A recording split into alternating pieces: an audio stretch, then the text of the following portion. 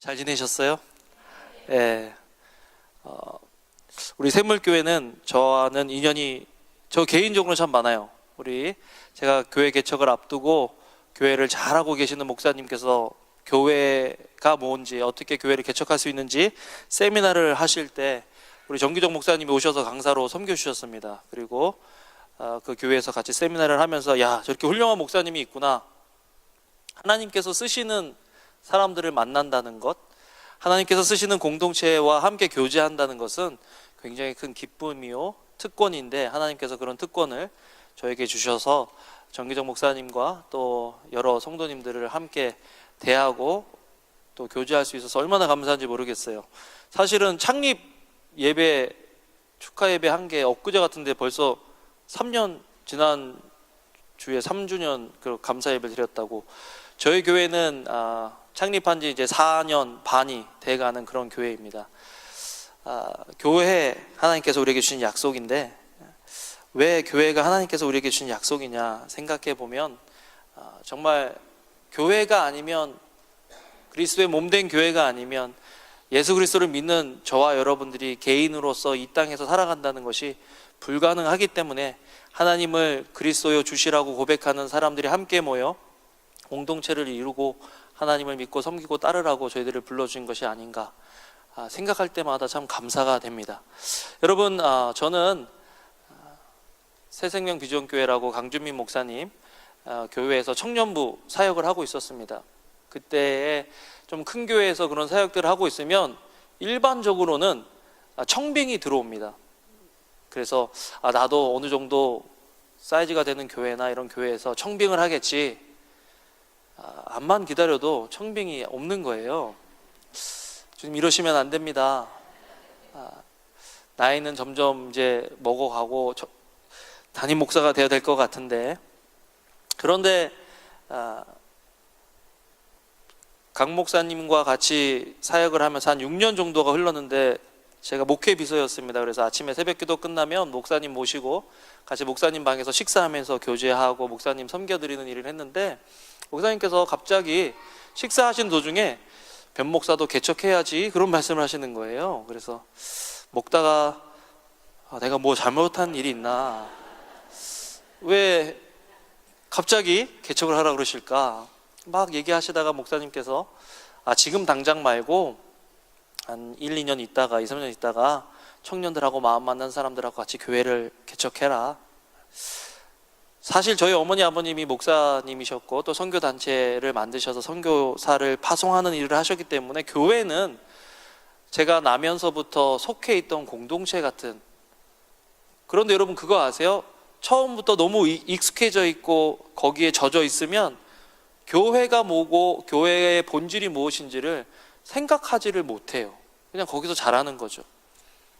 쭉 자라고 또 거기서 얘기하는 그런 코스대로 이렇게 성장해 왔던 저에게 교회를 개척하라라는 말씀은 굉장히 두려운 말씀이었고 도전이 되는 말씀이었고 한 번도 생각해 보지 못한 그런 말씀이었습니다. 그래도 강 목사님께서, 담임 목사님께서 1년, 2년 있다가 하면 좋겠다라고 말씀하셨으니까 시간이 있잖아요. 그죠? 1년, 2년. 내가 좀 더 잘하면 3년, 4년이 될 수도 있고, 그죠? 그런데 목사님께서 그런 말씀을 하시고 새벽에 한 잊어질만 하면 1, 2개월 있다가 우리 교회 부목사 중에도 개척하는 사람이 있으면 좋겠다. 그래서 나는 아닐 거야. 제가 그때 부목사님 중에 제일 나이가 어렸습니다. 저 위에 목사님들도 계시니까 저 목사님한테 하는 얘기일 거야. 저 목사님 지금 힘들겠다. 저 말씀을 어떻게 받아들일까? 계속 그렇게 제 말씀이 아니야, 나에게 주신 말씀이 아니야, 그렇게 생각하고 있는데 코스타에를 갔습니다. 강 목사님 강사시라 모시고 코스타라는 청년 집회에 갔는데 한 번도 만나보지 못한 사모님이 대화 중에 갑자기 이제 부목사 그만하고 개척해, 개척. 아니 나를 언제 봤다고 개척하라 그러냐, 그런 울림이 있으면서 또 돌아왔는데 목사님께서 각 2개월마다 한 번씩 그런 얘기를 하시고 한국에 집회를 다녀오셨는데 하나님께서 목사님에게 은혜를 주시고 또 목사님께서 집회 간 교회가 건축을 하고 있는데 헌금을 지원해주고 교인들을 지원해줘서 개척을 했다라는 말씀을 들으시고 또 오시자마자 첫 일부 예배 때 그 말씀을 하시는 거예요. 우리 교회도 개척을 앞두고 있는데 부목사 중에 하나가 나가서 개척을 하면 좋겠다. 그런데 그때는요, 거부할 수가 없는 거예요. 아, 이거 나에게 주신 말씀이다. 그래서 고민하다가 새벽 12시 반에 주일 예배 마치고 12시 반에 목사님께 이메일을 적었습니다. 목사님, 오늘 목사님께서 주신 말씀을 하나님이 저에게 주신 말씀으로 제가 받습니다. 제가 개척하겠습니다. 그랬더니 목사님께서 1시 반쯤, 새벽 1시 반쯤 답이 왔어요. 목사님께. 변목사에게 한 설교가 아니었는데 눈을 잘 맞춰야 돼요. 하나님하고 눈을 잘못 맞추면 이게, 제가 그때 눈을 잘못 맞췄던 것 같아요. 다른 분을 생각하고 계셨는데 제가 손을 드니까 목사님께서 하신 말씀, 이것도 하나님의 뜻이다. 내일 점심 먹으러 집으로 와라. 그래서 당장 점심 먹으면서, 그때가 9월이었는데 11월에 교회 사임하고 1월에 개척하는 걸로 그렇게 해라 라고 말씀을 하셔서 교회를 시작하게 됐습니다. 아까 말씀드린 것처럼 이제 교회를 시작한 지 4년 반이 되었는데, 교회를 시작하는데도 교회에 대한 고민이 별로 없었어요. 저를 포함해서 한 26명의 교인들이 따라 나왔어요. 청년부가 아니라 청년부에 있다가 결혼한 젊은 부부들이 목사님 따라가면 안 되겠느냐, 담임 목사님도 그때 한 50명 따라가라고 말씀하셨는데 그 말씀하시고서 교인들이 저를 피하더라고요. 자기 보러 같이 가자 그럴까봐. 난 그런 말 한 적이 없는데. 그리고 이렇게 나이 드신 우리 권사님들하고 또 집사님들하고 같이 있으면 서로 그러는 거예요. 당신이 변목사 교회 가면 되겠네. 당신이 오신다는 말씀은 안 하고 옆에 분 보러 자꾸 가라는 거예요. 그래서 힘든 그만두기 한 달 참 힘들었습니다. 저를 다 피하시니까 어떻게 하나. 그런데 청년부 있다가 결혼해서 부부 공동체가 한 젊은 부부들이, 목사님, 제가 목사님 교회 따라가도 괜찮습니까? 그래, 그럼 가자. 그래서 준비를 해서 교회를 했기 때문에 교회에 대한 고민보다는 교회를 어떻게 운영하는가에 대한 고민을 많이 하고 준비를 하고 교회를 했습니다. 교회를 하면서 제가 막 큰 교회를 하겠다 하는 그런 생각은 안 했지만 제가 꿈꾸고 생각하는 교회들이 있었어요. 교회가 있었어요. 오늘도 이게 찬양하면서 제가 깨달았던 것은 뭐냐면, 저는 이런 교회에서 설교하고 이런 장식에서 이렇게 교인들하고 같이 예배할 줄 알았는데, 지금 저희 교회는 100년 된 교회 건물을 빌려서 예배를 드리고 있기 때문에, 100년 전에 지은 건물이면 어떤 건물인지 아세요, 여러분? 창문이 있어서, 스테인 글라스가 있어서 멋있긴 한데 좀 어두침침하고, 뒤에는 이런 장식이 아니라 그냥 정말 100년 전에 심플하게 지어진 건물이에요. 의자들도 그렇고, 여기 샹들리제 같은 거 이렇게 내려와서 이렇게 있고. 오늘 보면서 제가 그렇지, 맞지, 나도 청년부 때는 이런 데서 예배를 했지, 그런 생각을 해봅니다. 교회를 고민하게 된 거예요. 참 재밌죠. 목사가 교회를 시작하기 전에 교회를 고민해야 되는데, 교회를 시작한 지 4년 정도 되면서부터 교회를 고민하기 시작합니다. 교회가 뭘까? 교회가 뭘까? 성도들에게도 이렇게 해야 된다, 저렇게 해야 된다 얘기하고 있는데 왜 그렇게 해야 하는지. 여기 오면서 저희 성도들이 이 근처에서 3가정이 삽니다. 오면서 제가 1시간 정도 걸렸거든요. 근데 그 친구들이 가끔 늦어요, 예배에. 그러면 저 예배에 늦어가지고 어떻게 하나 막 그런 생각을 하는데, 오면서 늦을 수도 있겠다. 차가 막 옆에, 저는 오고 있는데 가는 길이 막혀 있고, 애를 둘 데리고 예배 오는 게 얼마나 힘들까. 샘물교회 가라 그래야 되나. 그죠? 여러분, 제가 양심 있는 목사면 샘물교회 가라 그래야 돼요. 그런데 왜 나는 그 친구들에게 우리 교회 와서 우리 교회를 섬기라고 얘기를 해야 되나? 그게 제 교회이기 때문에 그럴까? 그러면 저는 말을 못하는 거죠. 오늘 말씀을 보면, 오늘 말씀을 다 같이 한번 또 같이 보실까요? 같이 한번 펴보시겠습니다. 말씀을 한번 피셔서 같이 한번 읽어보겠습니다. 처음부터 그냥 끝까지 다 읽어볼까요? 시작. 예수께서 빌립보 가이사랴 지방에 이르러 제자들에게 물어 이르시되 사람들이 인자를 누구라 하느냐 이르되 더러는 세례 요한 더러는 엘리야 어떤 이는 예레미야나 선지자 중에 하나라 하나이다. 이르시되 너희는 나를 누구라 하느냐. 시몬 베드로가 대답하여 이르되 주는 그리스도시요 살아계신 하나님의 아들이시니이다. 예수께서 대답하여 이르시되 바요나 시몬아 내가 복이 있도다. 이를 내게 알게 한 이는 혈육이 아니요 하늘에 계신 내 아버지시니라. 또 내가 내게 이르노니 너는 베드로라. 내가 이 반석 위에 내 교회를 세우리니 음부의 권세가 이기지 못하리라. 예수님께서 지금 교회를 세우시잖아요. 누구 교회를 세우신다고 말씀하셨죠? 내 교회를 세우겠다. 벨리생명의 교회는 변은광이의 제 교회가 아니라 주님의 교회다. 샘물교회는 정기정 목사님이나 다른 누구의 교회가 아니라 누구의 교회죠? 주님의 교회입니다. 아멘. 그렇구나. 내가 내 교회를 세우려고 지난 4년 동안 그렇게 애쓰고 수고했는데 가슴 졸여서, 저희는 젊은 사람들이 많은데 저는 공휴일을 그전까지는 그렇게 싫어하지 않았지만 요즘은 공휴일을 별로 안 좋아해요. 토요일 낀 공휴일이 되면 어떨 때는 막 50% 60%가 여행을 갔다 와요. 제가 개척할 때 뭣도 모르고 그런 얘기를 했습니다. 아니 공휴일 이런 때는 좀 갔다 와라, 놀다 와라 그랬는데 그런 말은 순종을 너무 잘해요. 다 놀러 가고 갔다 오고, 목사님 갔다 오라 그랬잖아요. 또 누가 뭐 이사 간다 그러면 가슴이 두근두근하고, 마치 제가 교회를 지켜야 되는데, 마치 내가 교회를 성장시켜야 될 것 같은데, 마치 내가 어떤 일들을 해야 되는데, 우리 교인들이 어떤 일을 해야 될 것 같은데, 그런데 예수님은 네 교회가 아니라, 너희들의 교회가 아니라 내 교회를 세우겠다고 말씀하신다. 교회는 주님의 교회입니다. 주님의 교회가 세워질 때 음부의 권세가 이기지 못하는 교회가 세워지는 거예요.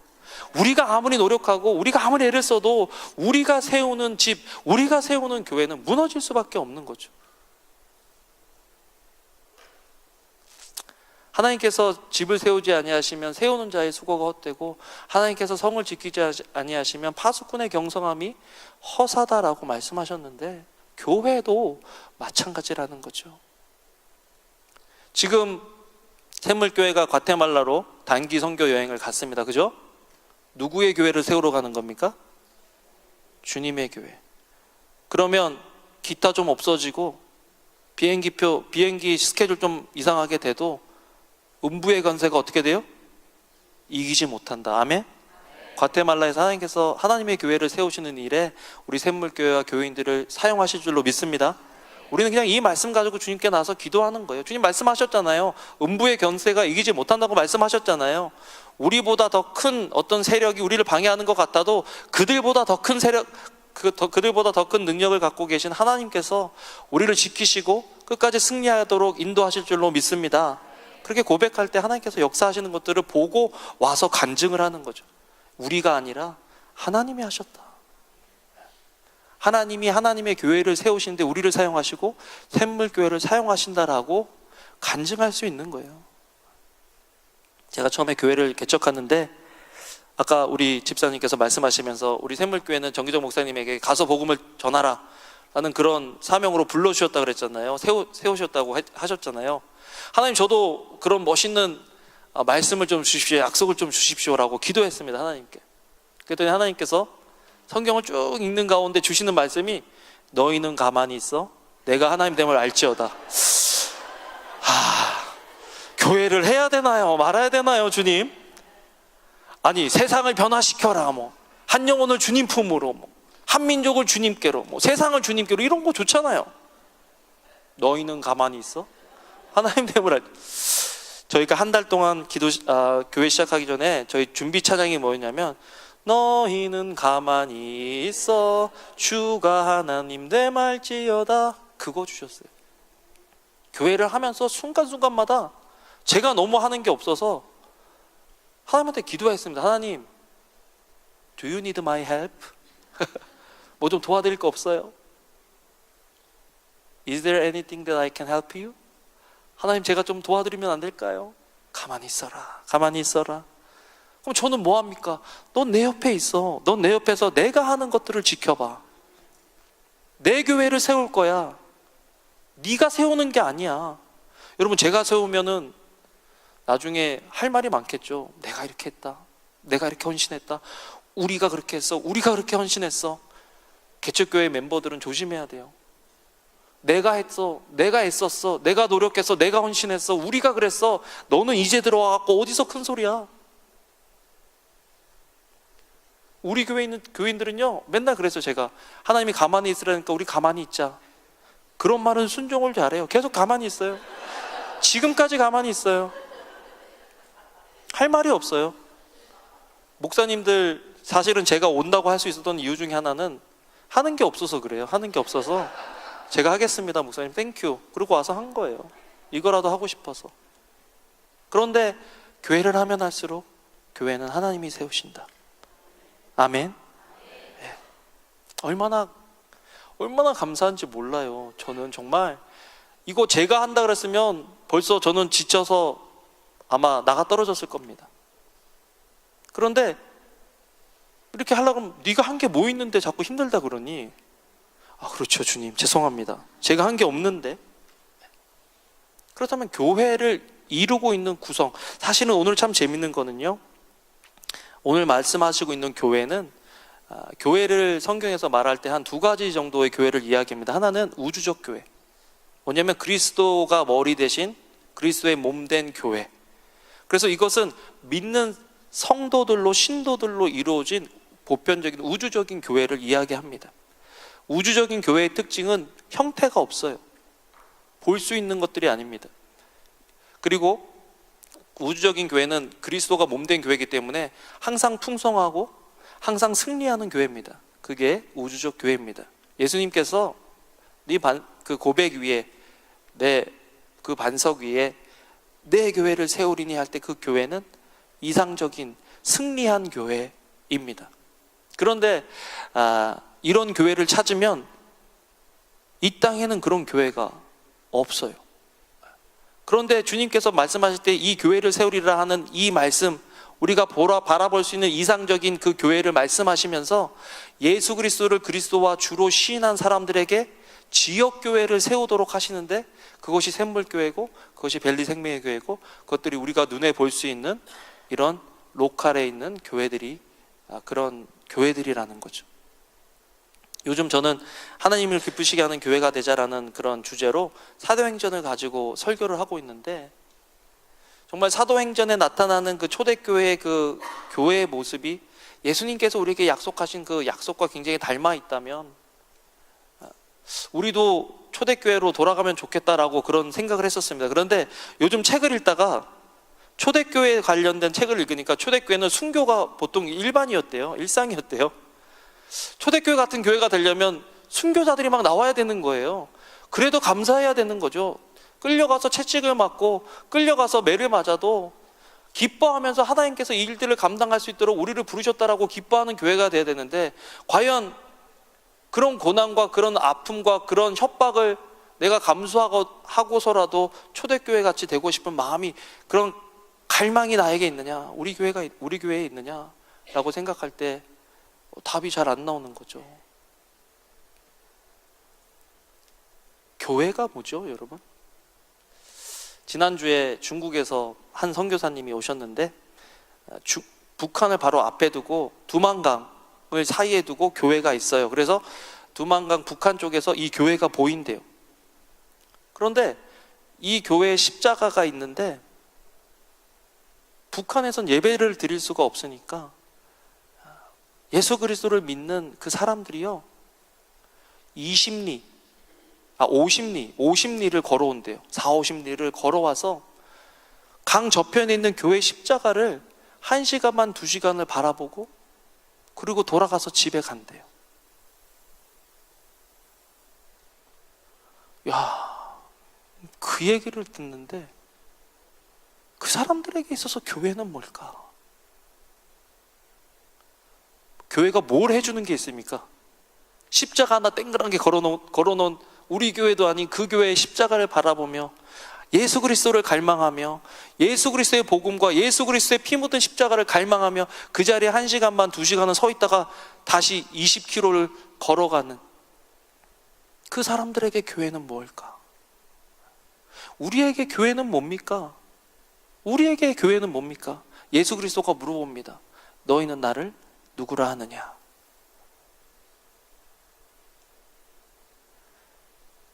너희는 나를 누구라 하느냐 하는 그 질문은 교회가 무엇이냐라는 질문과 아주 밀접한 관계를 가지고 있는 거거든요. 누군가에게 여러분들이 와서, 누군가가 예수 그리스도를 믿지 않는 사람들이 와서 예수가 누굽니까? 라고 물어본다면 뭐라고 대답하시겠습니까? 샘물교회는 왜 다니니? 라고 얘기할 때 여러분들은 샘물교회가 뭐라고 대답하시겠습니까? 이런 아름다운 장식이, 좋은 시스템이 우리 교회의 자랑입니까? 아니면 예수 그리스도가 우리 교회의 자랑입니까? 우리 샘물교회는 무엇을 자랑하고 누구를 자랑하고 있는가?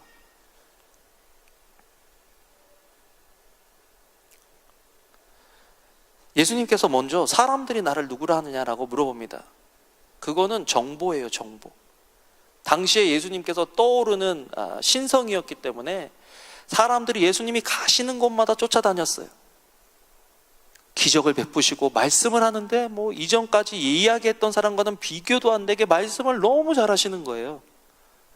그러니까 그 말씀 듣고 변화되고 병자들이 낫고 귀신들이 쫓아나는 거 보니까 사람들이 그냥 구름대처럼 몰려드는데, 구름대처럼 몰려드는 그 사람이 나를 누구라 하느냐라고 예수님께서 물어보십니다. 그랬더니 제자들이 어떤 이는 침례 요한이다, 더러는 엘리야다, 어떤 이는 예레미야나 선지자 중에 하나이다. 이건 다 정보예요, 정보. 지금 예수 그리스도에 대한 정보, 예수 그리스도에 대한 지식이 없기 때문에 예수님을 믿지 못하는 게 아니에요. 정보는 넘쳐납니다. 지식들은 넘쳐나요. 예수 그리스도에 관한 지식들은 넘쳐납니다. 우리도 예수님에 대해서 얘기할 수 있어요. 우리도 샘물 교회에 대해서 얘기할 수 있어요. 우리도 이 땅의 교회에 대해서 얘기할 수 있습니다. 그런데 갑자기 너희는 나를 누구라 하느냐? 그 지식과 그 정보가 우리 한 사람 한 사람 개인의 어떤 관계가 있느냐, 어떤 연관이 있느냐라고 예수님께서 물어보시는 거죠. 여러분, 교회는요, 예수 그리스도와 관계한 사람들, 그냥 관계하는 것이 아니라 나중에 말씀드리겠지만 주는 그리스도시요 살아계신 하나님의 아들이십니다라고 고백하는, 인정하는 사람들로 모여진 것이 교회다라는 것입니다. 여러분 어떠세요? 예수님은 여러분들과 어떤 관계가 있으십니까? 저와 여러분들은 예수를 누구라 합니까? 그 고백 위에 예수님께서 교회를 세우신다고 했습니다. 캐톨릭은 이 말씀을 베드로 위에 세운다고 잘못 해석했기 때문에 첫 번째 교부가, 그 교황이 베드로로부터 시작됩니다. 그런데 우리는 그렇게 믿지 않고 그리스도가 주시고 살아계신 하나님의 아들이시라는 그 신앙 고백 위에 교회를 세웠습니다. 여러분, 베드로가 그 반석이 되면, 베드로 이 고백한 다음에 몇 분 있다가 어떻게 됐습니까? 예수님 십자가 지신다니까 막 안 된다고 기를 쓰고 악을 쓰고 그래갖고 예수님께서 뭐라 그랬어요? 사단아 내 뒤로 물러나라, 너는 나를 넘어지게 하는 자로다 라고 얘기했잖아요. 여러분, 우리는 그런 존재예요. 우리는요, 믿음이 좋은 것 같다가도 한순간에 넘어질 수 있는 것이 저와 여러분들이라는 것입니다. 그런 사람 위에 교회를 어떻게 세웁니까? 교회는 우리의 신앙 고백 위에 세워지는 거지 어떤 한 사람의 역량 위에 세워지는 것이 교회가 아니라는 거죠. 자, 그렇다면 주는 그리스도시다 라고 할 때 이 그리스도시다라는 말은 어떤 의미가 있느냐? 그리스도는 당시에 이스라엘 사람들이 기다리던 메시아를 의미했습니다. 예수님이 내 인생에 나를 구원해 주실 구원자시다. 그리스도라는 말을 찾아보면 기름 부음을 받은 자라는 뜻이 있는데, 기름 부음을 받았다라는 말은 세 사람에게 적용됩니다. 선지자나 왕이나 제사장에게 기름이 부어졌습니다. 기름이 부어졌다라는 말은 하나님께서 어떤 특정한 일과 사명을 위해서 따로 세우셨다라는 그거를 사람들에게 보여주기 위해서 기름을 부어주셨다라는 거죠. 그렇다면 주는 그리스도시다. 어떤 사람은요, 이 재밌는 것은 뭐냐면 침례 요한도 당시에 굉장히 큰 일을 했지만 침례 요한은 예수님이 아니라고 자기 자신이 증거를 했잖아요. 또 더러는 엘리야다. 엘리야는 예수 그리스도가 오기 전에 엘리야나 모세와 같은 선지자를 내가 보내주기로 했기 때문에 이 말 속에는 예수님은 메시아는 아니야 라는 그 사람들의 무의식, 그 사람들의 생각이 깔려있던 답변이었습니다. 왜 그런 답변을 했는지 아세요? 예수님이 메시아 되시기에는 너무 약한 거예요. 이스라엘 백성들이 기다리던 메시아는 자기 민족을 로마에서 해방시켜줘서 정치적 군사적으로 강국을 만들어주고 다윗의 솔로몬의 영광을 다시 한번 재현해 줄 수 있는 그런 왕을 기다린 거거든요. 그런 메시아를 기다린 거거든요. 그런데 예수님은 그것과는 전혀 상관없이 원수를 사랑해라, 뭐 산상수훈 보세요. 거기 어디 정치적인 발언들이 어디 있습니까? 민족을 회복시켜 주겠다라는 말이 어디 있습니까? 사람들이 보기엔 너무 약한 거예요. 그러니까 메시아가 오기 전에 잠깐 활동하는 그런 선지자 정도로 예수님을 평가절하시킨 거죠. 그런데 지금 예수님께서 너희는 나를 누구라 하느냐? 라고 물어보실 때 베드로가 주는 그리스도시다. 주님이 온 인류를 위해 십자가에서 돌아가 주실 수 있는 그분이시다 라고 지금 고백하는 거죠. 이 앞에 지식과 이 개인적으로 경험한 거에 지금 큰 차이가 있는 거죠. 여러분들 어떠세요? 신앙생활 하시고 교회 다니시는데 여러분들이 예수를 누구라 하십니까? 예수님이 정말 저와 여러분들의 삶의 주인 되십니까? 예수 그리스도를 주로, 구세주로 모신 사람, 그 사람이 교회의 일원이 되는 거죠. 물론 지역교회는 아직까지 예수 그리스도를 찾는 사람들, 예수 그리스도를 안 믿는 사람들로 이루어졌습니다. 그게 정말 교회가 맞아요. 우주적 교회는 믿는 사람만 포함될 수 있지만 로컬 교회, 지역 교회는 믿지 않는 사람도 이렇게 같이 생활하다가 예수 그리스도를 믿을 수가 있어요. 그렇지만 우리가 알아야 될 것, 교회에서 기대해야 될 것은 그리스도의 주되심이 선포되어지는 것입니다. 아멘. 누가 낫고 누가 형통하고 누가 잘되고 누가 성공했다, 이게 우리가 교회에서 기대해야 될 것이 아니에요. 우리가 교회라면 정말 그리스도가 주 되신 교회, 주인 되신 교회라면 이 교회에서 선포되어져야 할 메시지는 하나밖에 없어요. 그리스도가 주시다. 아멘. 그리스도가 주신 거예요. 따라해 봅시다. 그리스도가 주시다. 예. 그리스도가 주시다. 이 고백이 우리 속에 있어야 그리스도가 세운, 그리스도가 주인 되신 교회에 우리가 속해 있게 되는 거죠. 두 번째로, 주는 그리스도시요 살아계신 하나님의 아들이다 라고 할 때, 살아계신 하나님의 아들이라는 게 왜 중요할까요? 당시에 사람들은 메시아가 자기같이 그냥 인간인데 훌륭한 인간, 다윗 정도, 모세 정도, 그 정도를 기대하고 있었는데, 지금 베드로의 고백 속에 예수 그리스도를 통해서 계속해서 그분이 하나님의 아들이시다라는 그 메시지를 계속해서 받았기 때문에 베드로는 주저함 없이 살아계신 하나님의 아들이십니다 라고 예수님을 증거했다, 고백했다. 여러분, 개가 새끼를 낳으면 뭐죠? 강아지, 개를 낳죠. 또 괜히 이상한 생각하지 마시고, 개를 낳습니다.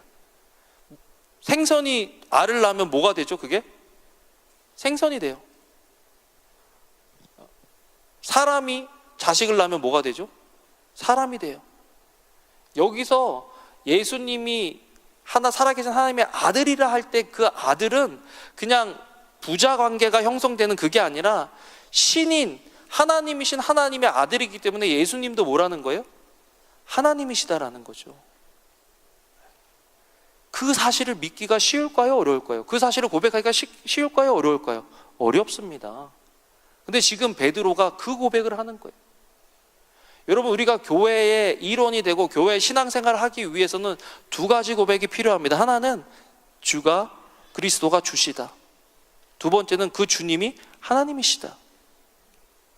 지금 예수님께서 듣고 싶은 대답은 바로 이건 거예요. 이 대답 위에 교회를 세우신다고 예수님께서 약속하시는 거죠.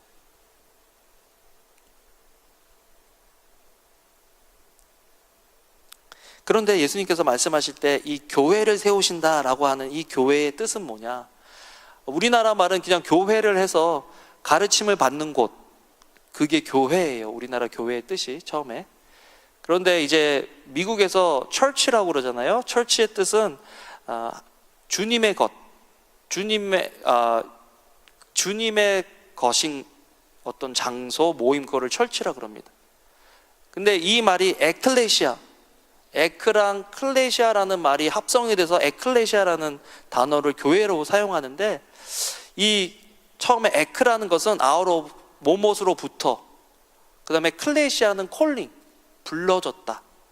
에클레시아는 특별하게 부름을 받은 사람들이라는 것입니다. 그렇다면 뭐에서부터 부름을 받았느냐? 죄와 사망의 권세로부터, 죽음으로부터 불림을 받아서 구별된 사람들이 교회라는 것입니다. 그렇기 때문에 교회는 세상과 구별이 되어져야 한다는 거죠. 이 샘물교회라는 이 로컬 처치의 건물 안에서만 교회로 구분되어지는 것이 아니라, 저와 여러분들을 부르신 그 부르심의 자리에서 믿는 자로서 구별이 돼야 된다는 거죠. 어떠세요? 직장에서 교회 다니는 건 다 아시죠? 친구들 가운데 교회에서 직분 맡은 분이시라는 건 다 아시죠? 그렇다면 거기에 합당한, 복음에 합당한 삶을 살아야 교인이다라는 것입니다. 물론 그렇게 못 살 때도 있어요. 어떻게 맨날 그렇게 삽니까?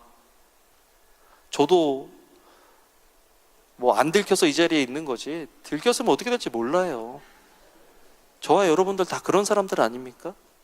우리 마음속에 있는 생각들, 아니면 우리가 했던 실수들, 아니면 고의로 행했던 어떤 말들이나 행동들이 우리가 이렇게 이 자리에 앉아서 예배 드릴 만큼 그 정도로 순결한 사람들이 지금 예배를 드리고 있는 걸까요?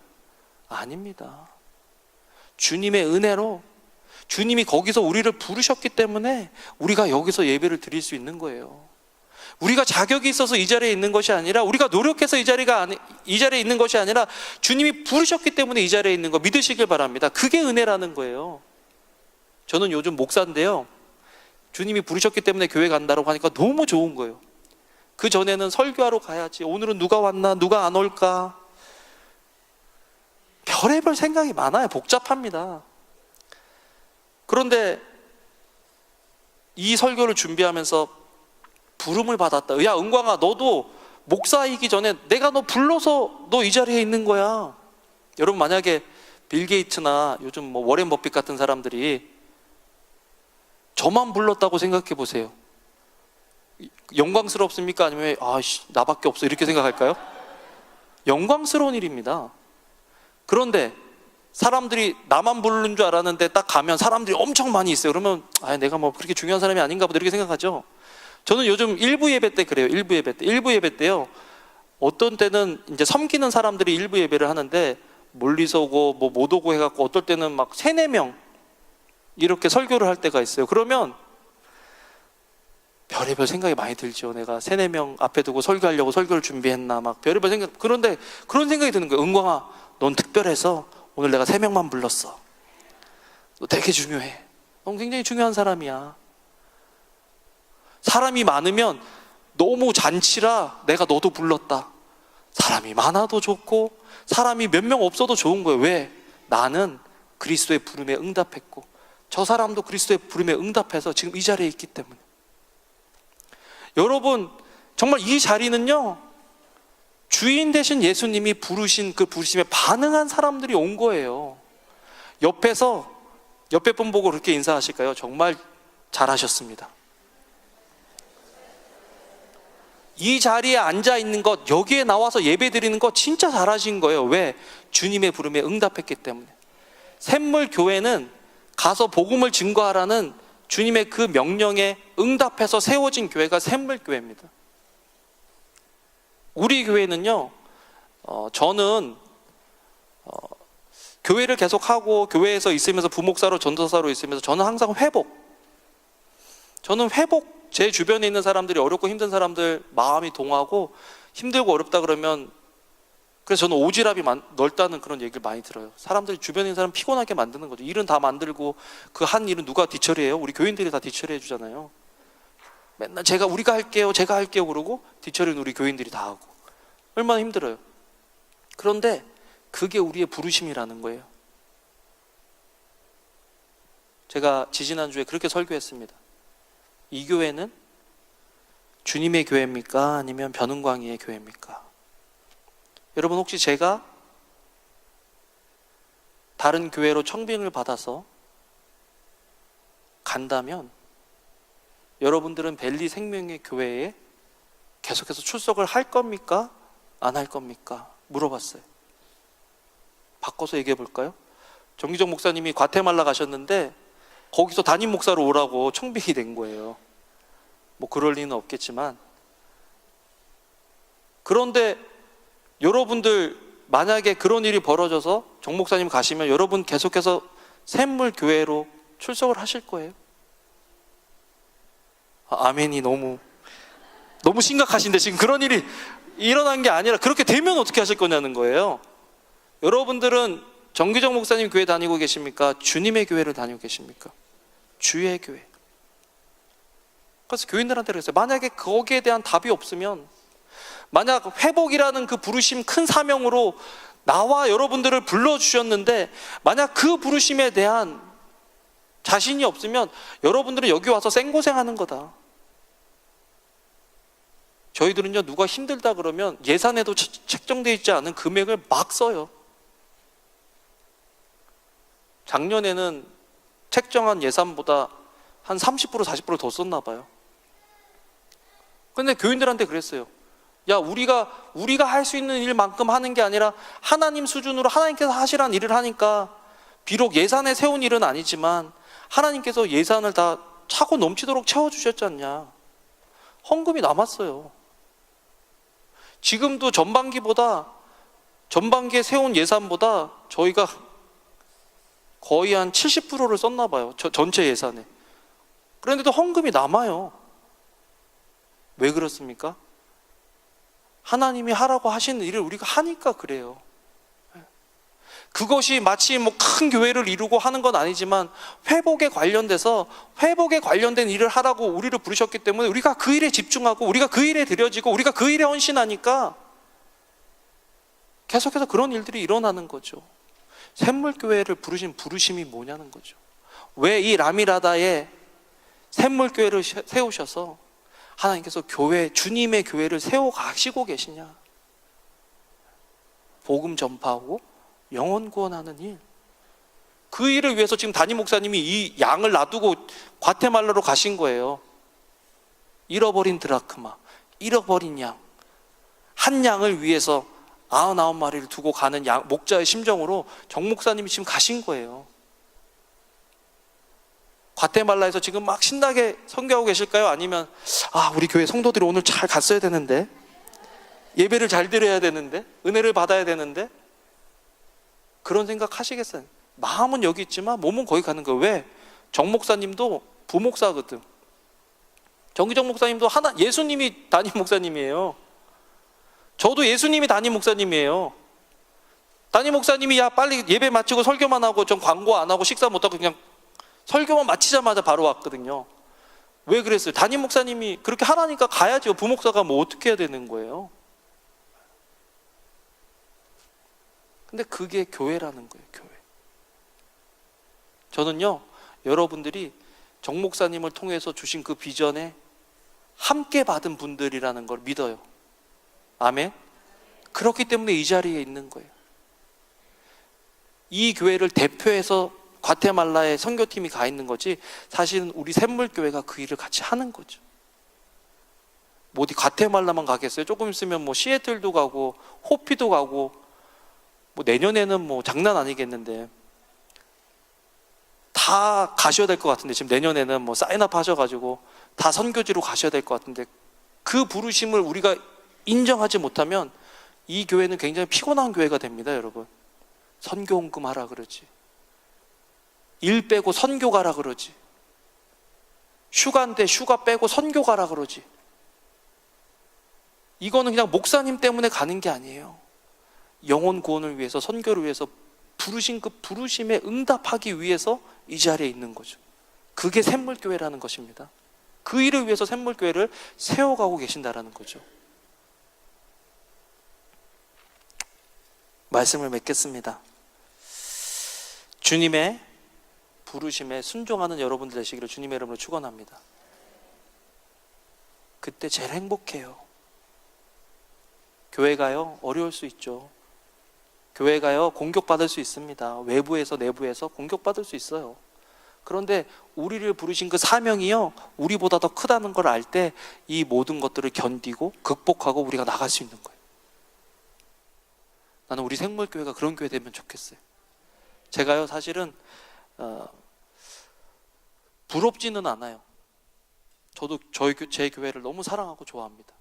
그런데 너무 기뻐요. 너무 기뻐요. 이런 것 같아요.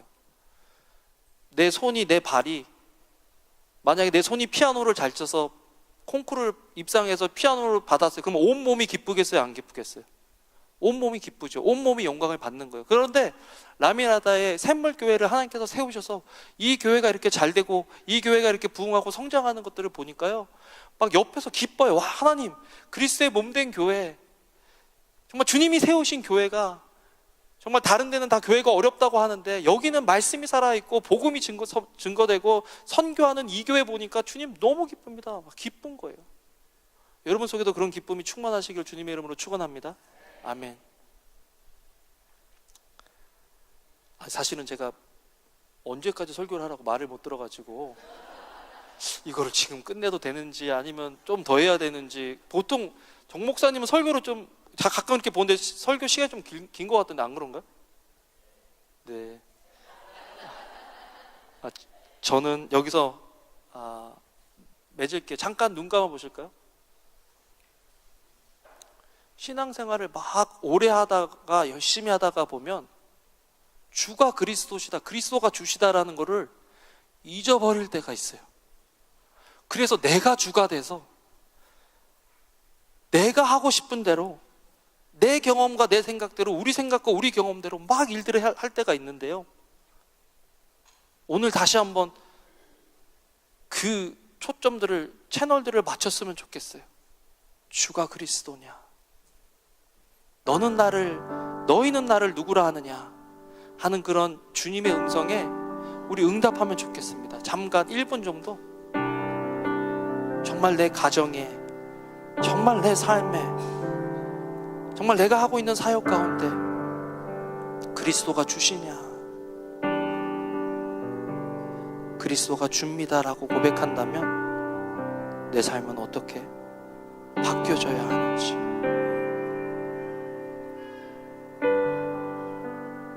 사역이 힘들고 신앙생활이 힘들고 삶이 힘든 이유는 그리스도가 살아계신 하나님의 아들이시라는 것들을 우리가 잊고 살기 때문에 그래요.